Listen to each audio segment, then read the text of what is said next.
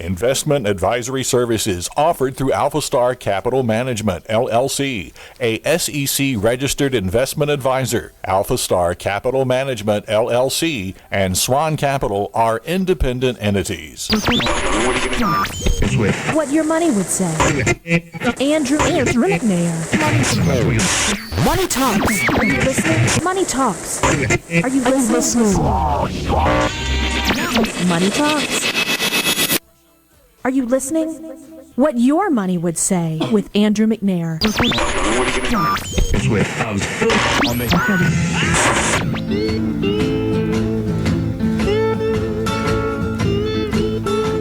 Good afternoon. Welcome to What Your Money Would Say.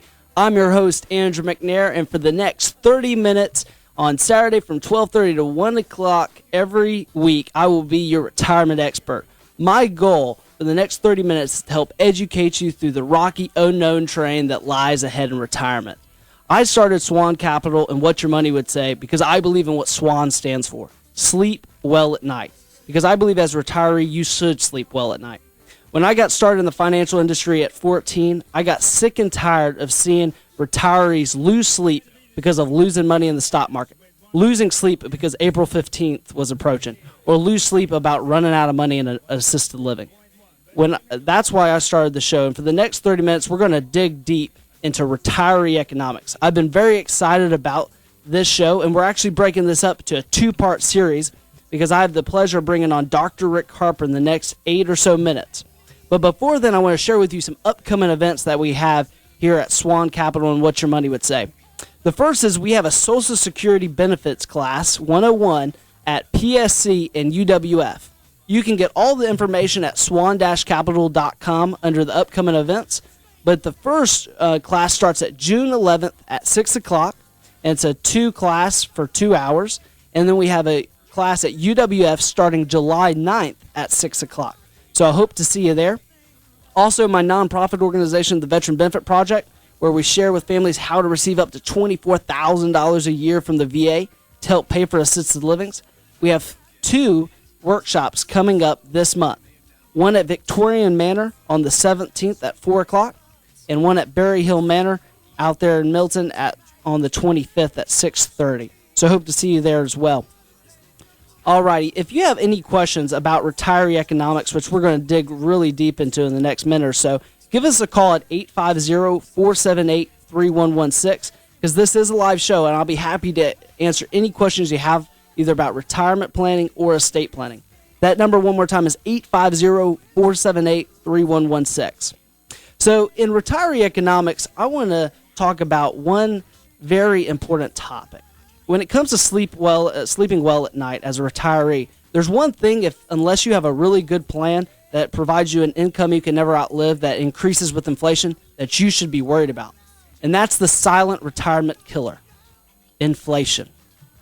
When you come in for a free consultation and we sit down and we go over your plan and I share with you a portfolio that loses 45% of your wealth, your hard-earned dollars over the next 10 years, how much money would you like to invest in that? Well, you say, Andrew, I've been investing that for the last 10 years, so nothing new. Well, to be serious, that's what inflation does.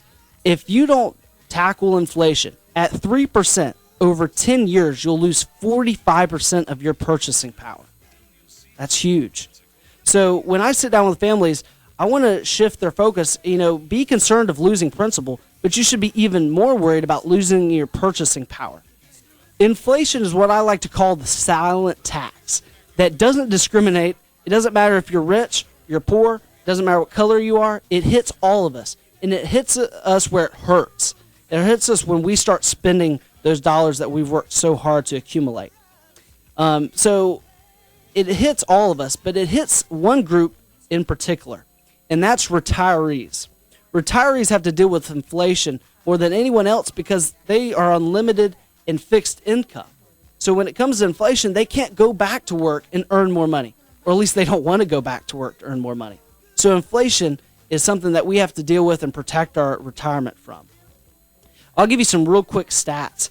They're really startling about some groups, different groups that make up the CPI. The first one is food. In 1998, food costs were $3,700 a month. Now they're $6,400 in 2008. And in 2028, they're expected to be $11,000 a year. That's 72% increase in the last 10 years.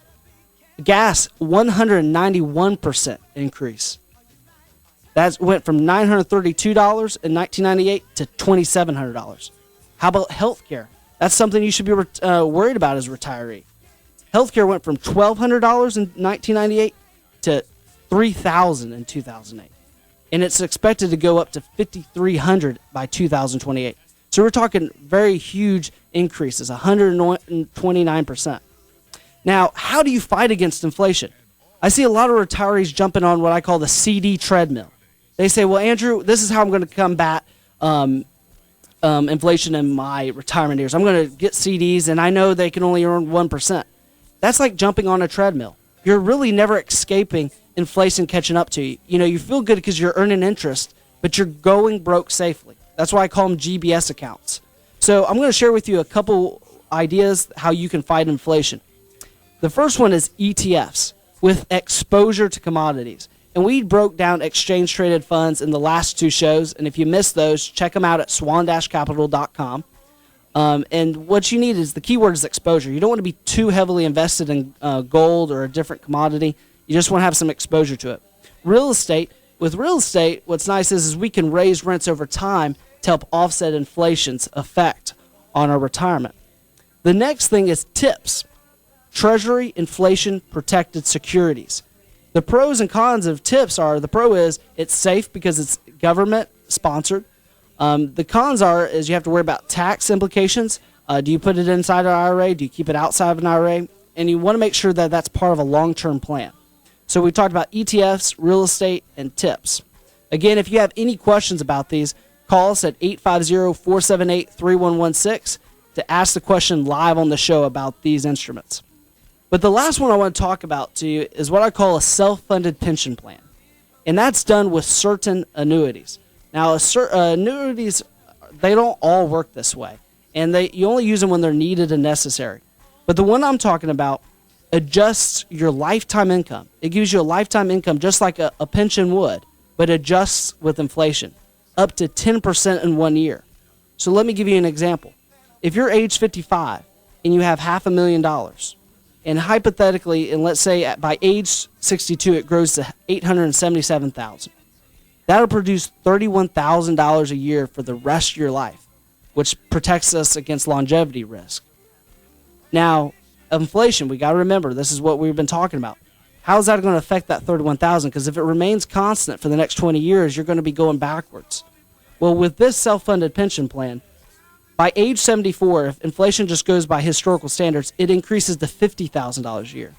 And if the trend continues, at age 85, your lifetime income increases up to $78,000. So where most investment accounts have already dried up at this point, yours is churning out $78,000 a year. So recap, you put in $500,000, and by age 85, you pulled out $1.2 million in benefits with no market risk. Sounds pretty interesting. If that sounds like something that would work for you, or that you'd like to have more information on, call us at SWAN-Capital at 850-380-9558. Now, I've been looking forward to this conversation with Dr. Rick Harper, who's the economic guru over at UWF for a while now. So I'm looking forward to bringing him on. I want to welcome Dr. Rick Harper. Thanks for having me on the show, Andrew. It's a pleasure to be here with you. I'm at UWF, been there for, I can hardly believe, it's been since 1989. Came there, turned in my PhD dissertation at Duke in economics. I think it was on probably August 5th, and arrived in Pensacola maybe August 8th. Started teaching that month. So it's been great here in Pensacola. University of West Florida has been a good place, and currently, this last 12 months, I've been on loan to the Florida Senate, working with Senate President Don Gates. I'm the economic policy advisor for the Florida Senate, and that's been a wonderful and interesting experience to get to participate in making legislation, setting the agenda, structuring the bills that go through, and then once session starts up, which for us, I think this year was March 7th, I guess, Tuesday, the session started up, and then it kind of takes off with a life of its own, and you watch which way the legislation goes, what amendments are proposed, and now that session ended on May 3rd, they passed the budget. That's the one thing that the legislature is constitutionally obligated to do every year, is pass the Florida budget. They sent it to the governor. He signed it. He issued a, 58-page veto letter, vetoed over $300 million worth of things in the Florida budget. And now my responsibilities over the summer are to assist in implementation of some of the things that got passed. Just had a conference call looking at how do we evaluate the economic development incentives that the state does. This is the procedure whereby the state will give $1 million to a company to locate in Florida, for example. Mm-hmm. And so we need to evaluate whether that's an effective use of taxpayer dollars, whether it creates business that wouldn't have been here otherwise, right, and to make sure that it's just not a giveaway of scarce taxpayer resources, because there's so many things that could be done with those resources, from leaving them in the pockets of our strapped taxpayers around the state who have plenty of good uses for that funding, or whether it's funding education or healthcare or the justice system. So anyway, it's been a fun ride, and I have another year of that, and then I'll come back to UWF, to the Office of Economic Development and Engagement. So anyway, thanks for having me on the show today, Andrew. Yeah, well, I bet you it's an honor for them to have you. Have an economic expert on hand. That's just great to know that they have someone like you there. It's an interesting place to be an economist because, as you can imagine, in Tallahassee, economics doesn't always carry the day. Yeah, they probably should send you up to D.C. too. That's been suggested, that they need some economic logic in D.C.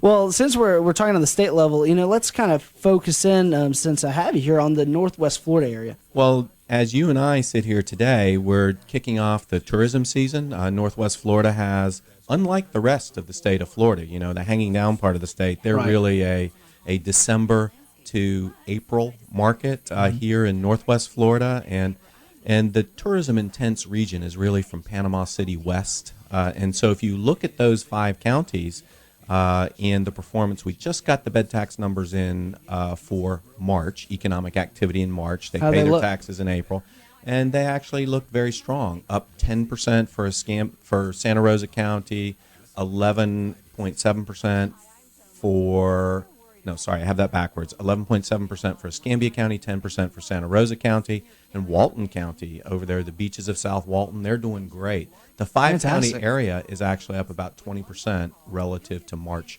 last year. And so that's a good indicator that we could have a strong summer season.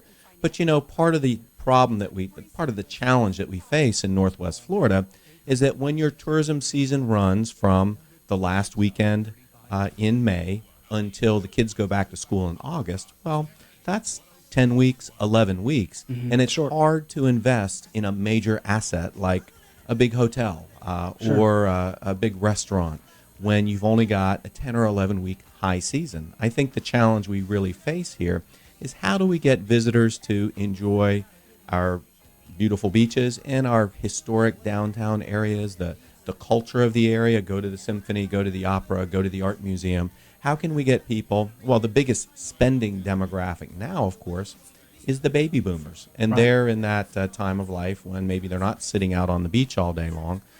Can we get them here? You and I would know that April, May, September, October, November, those are some of the best times to be out and about in Northwest Florida. Right, but they're not necessarily spending year-round here. Well, so how do we do that? And so how do we get those visitors here? I think we have to do a better job of emphasizing our shoulder season activities, not going out and lying on the beach necessarily as we do in June, July, August, but getting people in to see the other wonderful things about the community. But anyway. Yeah, we'll have to get Ashton Hayward on next.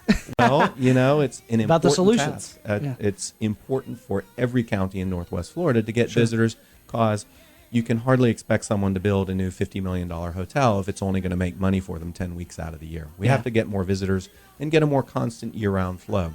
We've got the infrastructure to support those visitors, and hopefully we can get them here, even in the non-peak months. But we're headed to a good tourism season. We're hearing a good inside scoop from Dr. Rick Harper with the Office of Economic Development and Engagement over at University of West Florida. And we're talking about the economics not only of Northwest Florida, but at the state level. But I want to kind of change focus now and talk about, because today's theme is retiree economics. So as a retiree, those baby boomers that are, retiring more and more every day, what should they be concerned about? Well, the baby boomers are now, the leading edge of the baby boom generation is now turning 65.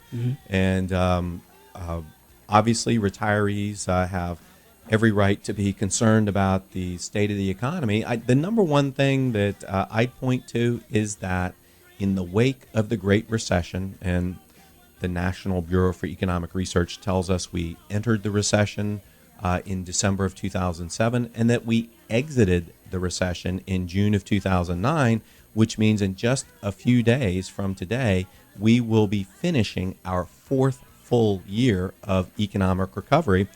And when I talk to people about the economy, it sure doesn't feel like we're in our starting our fifth year of the economic recovery. And for retirees, this is particularly important.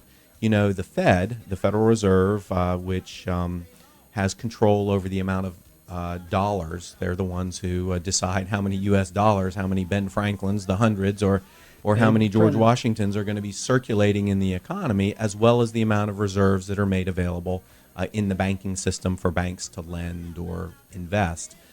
They have been shoveling money reserves into the banking system. And so the interest rate is the price of using other people's money. And so the Fed has been shoveling money into the system to hold interest rates down. And so retirees are now faced with a difficult choice.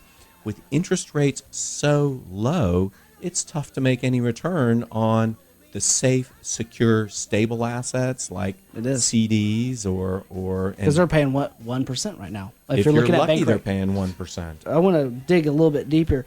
You were talking about interest rates. Now, interest rates affect a lot of things like inflation. Absolutely. So could you go into a little bit more depth? Because as a retiree, a lot of us are on some fixed income, and inflation is that silent tax that could really wipe us out over time.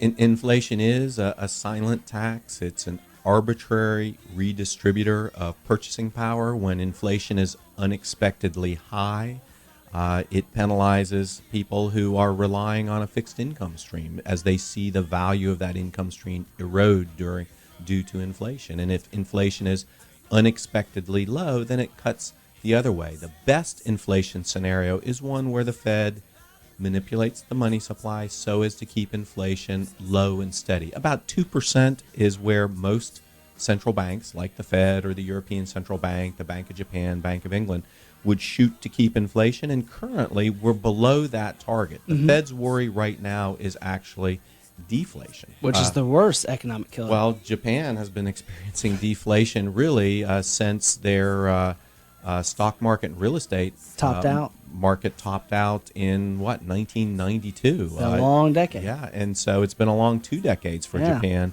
And when deflation occurs, that means that the burden of making the payments on the assets that you've purchased, which are now falling in value, right? The assets are falling in value, but your payments tend to be fixed. And so it's a huge burden on borrowers, and it naturally slows the economy down to a crawl. So the Fed's doing all they can to avoid deflation. And then, of course, to me, the best metaphor, it's like being on an ever bigger roller coaster, that they have to shovel more money into the banking system, which raises the risks of inflation. Or derailment of that roller coaster. Or derailment. The way that inflation works is that when the Fed makes these reserves available to banks, the banks will naturally want to lend out reserves. They don't want to have lazy assets sitting around the bank, such as cash. Cash doesn't earn them any interest. And so they want to make loans. But the problem is that until banks see good business prospects out there, strong businesses who have a good capacity to repay that loan, they don't want to make loans because they don't want to get stuck with a non-performing loan. They over-leveraged, they over-lent in the 2002 to 2006 run-up, and now they're under-lending. And so kind of paying for the consequences.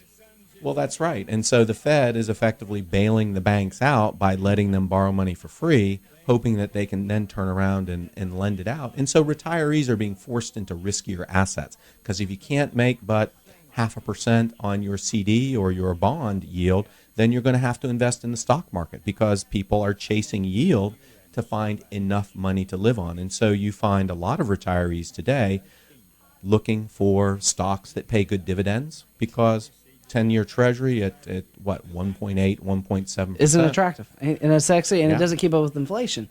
Now, on the flip side, this is what I'm facing. I mean, with clients, and we're 5 years out of the recession, and when it comes to investments, they feel like they've forgot about the recession. So because it's almost like I almost see euphoria setting in, because they say, well, we're at record highs, Andrew. I've recovered all the money I lost in the stock market. They don't forget about the time they lost of those years of not making any money, because if you start off with 100 and you're ending at 100, you lost time. You might not have lost money, but you lost time. Could you talk about the economic cycle? Because every 5 to 7 years, there could be another recession. Well, there could be. And, part of the prevailing wisdom out there in financial markets was that as of 2004, 2005, people were saying, well, the Fed has tamed the business cycle, that we're not going to see this pattern of a recession every 5 to 7 years. But if you think about where recessions come from, either the Fed has tightened monetary policy too much and thrown the economy into a recession, or else businesses have overproduced inventories and then they drop production next period, which slows the economy. The one we've just been through is the worst kind of recession, which is a balance sheet recession, where the value of people's assets have plummeted. And as They're you too say, inflated, so they had to be readjusted. well, they Shaken out. did. And so back in August 2007, when the stock market hit its prior peak, then it lost half its value by March 2009 when it hit bottom, and it's been climbing since then. But realize that it's been climbing since March 2009, and it's still, some of the broadest measures are about 5 to 10% above where they were when the market previously peaked, and that was 6 years ago. And so to only get 5 to 10% over a 6-year period is not a particularly healthy rate of return. And I think another thing that's happened over time is that financial markets have grown a bit disconnected from the labor market. And, From Main Street. Yeah, and that's a tough scenario. Business profitability, particularly for larger companies, has been strong as we've come out of the recession, but the labor market isn't nearly as strong. Still a lot of people unemployed. In Florida, even though we've been growing jobs steadily since January of 2010, we're still several 100,000 jobs below where we should be to be at full employment.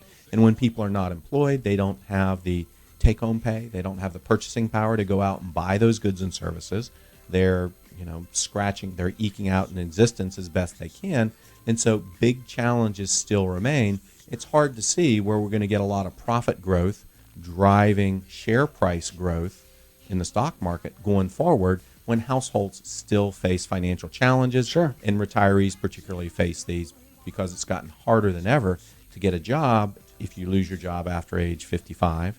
And retirees don't have some of the flexibility that the younger generation does. So it's It can be a scary world out there. well, it can be. And so people obviously need to consider their investment decisions and their work decisions very carefully. Well, thanks again, Dr. Hartford, for coming out, and I appreciate all your expert opinion on economics, and hope to see you soon. Thanks for having me on the show today. What your money would say. Today's financial landscape can be rough. One of the most important aspects of planning is choosing the right guide to help you navigate the road to retirement. Andrew McNair and the team at SWAN-Capital is dedicated to providing the very best service in the retirement planning industry today. SWAN-Capital is a full-service independent wealth management firm dedicated to providing guaranteed custom income plans that you cannot outlive. Contact Andrew McNair at SWAN-Capital 850-380-9558. That's 850-380-9558. The difference between SWAN-Capital and you retire once. We help people retire every day. You should be enjoying your retirement years, not letting worry keep you up at night. SWAN-Capital. Sleep well at night. Contact Andrew McNair at SWAN-Capital 850-380-9558. That's 850-380-9558. Again, that's 850-380-9558. The Veteran Benefit Project, founded by Andrew McNair, president of SWAN-Capital, is a nonprofit organization dedicated to helping veterans and widows of veterans with long-term care expenses by qualifying for the VA's Aid and Attendance Benefit. Learn how to receive over $24,000 per year from the VA towards long-term health care. There is absolutely no fee associated with our assistance to the veteran, the widow of a veteran, their families, or any retirement community. Our goal is to preserve the dignity of the veteran and to reduce the dependency on the Medicaid system. Again, learn how to receive over $24,000 per year from the VA. Contact the Veteran Benefit Project 850-380-5137. That's 850-380-5137. 850-380-5137. Look us up on the web, veteranbenefitproject.com. At the Veteran Benefit Project, we are committed to helping you secure the benefits you deserve. Retirement expert Andrew McNair. Changing the retirement paradigm. Now back to what your money would say. Brought to you by SWAN-Capital.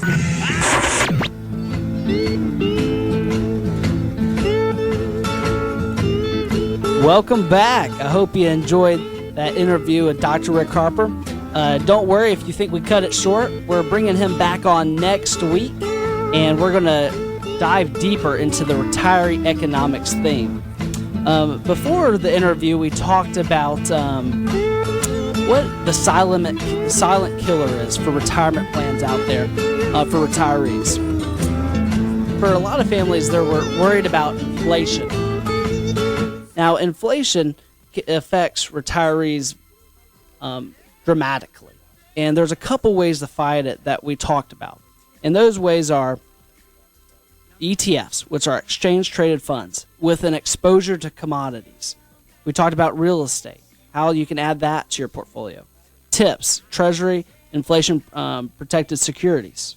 We also talked about building a self-funded pension plan to help offset inflation and provide you a lifetime income you can never outlive. If any of those you want to dive deeper and have a financial advisor actually share with you the pros and cons in depth of each and how it actually would fit into your financial plan, give us a call at SWAN-Capital at 850-380-9558. That's 850-380-9558. Also, I want to encourage you to go to swan-capital.com and sign up for our weekly newsletter. We have a monthly market recap that's going to be sent out to our whole newsletter list that kind of gives you a very brief how the market's doing, what to expect possibly in the future. And remember, this is a live show. Next week we'll be on here and we'll be happy to answer your questions. And that phone number, if you want to call the station next week, is 850-478-3116. 850-478-3116. Also, we have a couple workshops coming up. We have a Social Security Class 101 at PSC and UWF coming up here in June and July. So if you want some more information about that, check us out at swan-capital.com. And then also we have 2 Veterans Benefit Project workshops teaching families how they can get up to $24,000 a year from the VA to pay for assisted living and home health care expenses. And you can call the Veteran Benefit Project at 850-380-5137. I look forward to seeing you next week where we dive deeper into retiree economics and we bring back Dr. Rick Harper from the Office of Economic Development and Engagement at UWF. Have an outstanding week. See you next week.